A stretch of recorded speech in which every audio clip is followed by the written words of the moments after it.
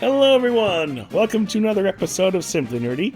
I'm your host, Steven. I'm joined today by Austin, and we are here to talk about the Nintendo Switch 2 and its launch lineup because we've had more than 7 days with this new console.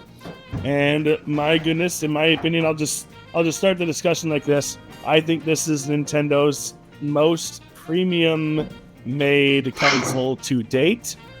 And the price definitely shows for it. I mean, it's $500 for the bundle of $450 for the non-Switch, the non-Mario Kart World bundle. But the parts here are high quality. It's I guess, slightly bigger than a Nintendo Switch, but I think it's much bigger than the Nintendo Switch. And I got huge hands, and everything just feels so comfortable to touch. The Joy-Con 2 are a massive step up from the Joy-Con. Not to mention, the Nintendo Switch 2 Pro Controller is a banger. Anyway, just everything is very, very high quality. We're going to get into detail. Austin, what do you think of the Nintendo Switch 2? Yeah, so for me, I have really been enjoying the Switch 2. Like you said, it's definitely higher quality. The controllers are the Joy-Cons, I should say, are way more comfortable because they are slightly bigger. They fit in your hand more comfortably. I'm excited. I haven't really used the mouse feature, but I'm excited because I did put it on its side and roll it around and kind of get a feel for it. Dude, that's another reason why I need to try out the Welcome Tour game. That's one that I haven't played, but I'm just curious to see how good these features are by trying out some of those mini games. If you guys haven't checked out the live stream, go back and watch the VOD of Steve playing through it. It's pretty hilarious. But Thanks. I'm just kidding. Yeah, just put a plug, I guess, for our live streams. But it really does give a fantastic overview and idea of the features and just how much better the Switch 2 is. I remember when I was watching, I was like, oh yeah, like seeing the FPS difference, the resolution, like seeing the original Mario game and how many screens or whatever you can fit, how many pixels you can fit on the 4K.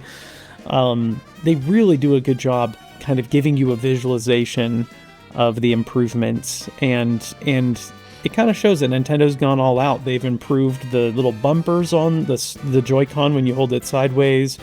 The games feel and look smoother. I remember watching some Breath of the Wild and Tears of the Kingdom that just looks amazing. The load times are better, and I've really only gotten to play Mario Kart World because that's the one that I own. I have downloaded the updates for Breath of the Wild and Tears of the Kingdom, but I have not given those a shot yet. I'm looking forward to it. I'm really looking forward to playing Xenoblade Chronicles X as soon as they announce that they have an update for the Switch 2, like a Switch 2 free upgrade, to see like a 60 FPS change or something. Yep. Like that. That is what I'm kind of holding out for. So I haven't really gone back and played much Xenoblade. But I think you're justified in waiting, though, because there was that data mine that said that the 60 frames a second is already in the code. So it should be coming along at some point. Well, that's at least that's what I'm hoping for. Rumors, yeah. But I have played Tears of the Kingdom and Breath of the Wild on this thing, and I cannot stop, even though it was the launch title for Nintendo Switch, Breath of the Wild. My gosh, I just find myself drifting to those two games with this console because it's like a whole new game, and how smooth it is, how responsive it is. The new Zelda Notes, Zelda Notes is awesome. You were showing me that. That's awesome. A whole new level of lore to the games. It really makes the game come alive even more, and you come to appreciate these locales and the people that live there. Go ahead, Austin. And the search feature, what you were showing me with like finding Koroks and whatnot. Tell them what that was like. Oh man, the navigation. Yeah, so navigation is so nice because you can tap the navigation. It'll show you the entire map, has this interactive map. And I know we have those online, but what this map does that's different from the interactive maps online is it actually connects to your game and it shows you what you haven't completed yet versus what you have. And there's a little toggle that you can push to say, hide what I haven't done. So you can see a whole maps worth of things, of Korok seeds you haven't found yet, or shrines you haven't done yet, and then you can tap on a shrine and hit activate voice navigation, and then your phone will talk to you and tell you what direction you're going and tell you to turn around or head northeast for a long ways or whatever. Then when you get close and it's like, okay, now you need to go down a little bit, or whatever, it'll totally like navigate you to this shrine, and it is so nice. It feels like a GPS when you're in a car and it's like, you have arrived at your destination. You have arrived at your destination. I was like, yes. It's so funny. It's so nice. It's great. Yeah, I love the Zelda notes. I will say, though, I do wish that they had integrated it in the game instead of having it on the cell phone like a smartphone, but it still works, I guess they just needed another excuse to use. Is it on the Nintendo app or is it a completely separate? It's on the Nintendo Switch app. Nintendo Switch app. Okay. Yep. Yeah, I didn't know if it was a separate Zelda thing or not, but yeah, that's. I mean, they need a reason to use that. So yes, not to mention, those Zelda notes that where Zelda in her own voice explains all these locales and all these people and what they're doing. So it's oh nice. Man, the fact that I've already heard some of the lore drops that they've kind of just dropped. Yeah. Some of the lore bombs that they've dropped on people. I think that's really cool. If I remember correctly, in Tears of the Kingdom alone, there are 160 Zelda notes that you find. Wow. And I believe I'm checking right now. Voice memories for Tears of the Kingdom. Yeah, 150 voice memories that you can find. And then in Breath of the Wild, there are, I don't know. It doesn't say right now, but I know there's more. Well, like you said, it's a good excuse to go back and play the games. Because honestly, I didn't really have that drive before, but now that it's been upgraded on Switch 2, my interest is peaked. So yes. Going back to the console, unless you have more to say on Zelda. Nope. Okay, going back to the console, I have it right here. Okay, and something I love about the Nintendo Switch 2 are the magnetic Joy-Con. Okay. Oh yes. These are so nice. That's going great. back to the build quality, right? Going back to the build quality, how premium it is, like that noise. Oh, so good. Dude. It just feels so satisfying, right? Oh! Click. It just snaps right in. I can't tell you. Like, this is like therapy, man. But anyway, it's so nice. And I think we should do a video where we like play a Nintendo Switch like backwards, upside down, or whatever, and that'd be kind of funny. That would be funny. You can put them upside down. Oh yeah. Let's see. And yeah, they feel so much better. The buttons are bigger. They're not as loud when you click them. Okay. The joysticks. My gosh. Oh, they feel so smooth. They are smooth. And they're bigger. Okay. Bigger, and they're so much smoother. And going back to the Nintendo Switch 2 Pro Controller, that's where this controller shines too. Because holy crap, if you think the Joy-Con 2 are smooth, you ain't felt nothing yet until you picked up one of these things. Because it is silent. It is silent, and it's so it's like, I can't even explain how smooth it is. I explain it to people like, it's like you're sliding on butter. It's like you're pushing the joysticks on butter, and it's like making no sound. It's insane. Hold it up to the mic. You're like, listen to this. Oh, yeah. Can you hear that? Listen to this. Nothing. Yeah. Anyway, that's great. It's I do like my Pro controller. I use it all the time. I think it is the best controller on the market now. I think it's either between Nintendo Switch 2 Pro controller or the DualSense. I haven't made up my mind yet, but those two controllers, they're so good. And this one just fits so comfortably in your hands. Okay, it's like perfectly sized. You're snuggling it. I don't know. I can't explain it. You just gotta hold one. Okay, believe me. Anyway, so that's why I think this is the most premium built console that Nintendo has done. Minus the dock. Yes, the dock is still made of some kind of cheap plastic. It's still got some like leeway. If you squeeze it on the top, it will move. Be careful. That's kind of the only negative thing I can say about it is the dock's build quality. But other than that, like, premium stuff right here. I've been very impressed. Yeah. It's been very satisfying. Yep. And moving on to launch title games, we got Mario Kart World. We're just going to briefly touch upon it because Anthony and the rest of the panel want to do a review of Mario Kart World here coming up really soon because we've been playing it. Austin, I know you've been playing it for the basically the entire week plus, you know. Yeah. Yes. That's kind of the game we've been sticking with, and I've been bouncing around all over the place because I've been trying to do the live streams. I did some GameCube, I did some Zelda. I've been all over the place, but tell me about your experience with Mario Kart World. Just give us an overall impressions of the game. Overall, I feel like it is a big step up from Mario Kart 8. I mean, I love the mechanics of the game that they've introduced with the grinding, the wall riding, the jumping, the charge jump feature. That has been huge. And it's been challenging. There are actual races where I get frustrated in a good way because I'm being challenged. It's not just a walk in the park, you know. There's also the free roam aspect, which has been a ton of fun. Being able to go around and find the P switches and the medallions, the Peach medallions. I haven't really done a lot of the knockout tour yet. That was one that I think we did when we did our party, our live stream. That's one that I also, but I just feel like there's so much content that they packed into this, and that's great. I was taken by surprise by just how much there is, and how much time I could sink into this.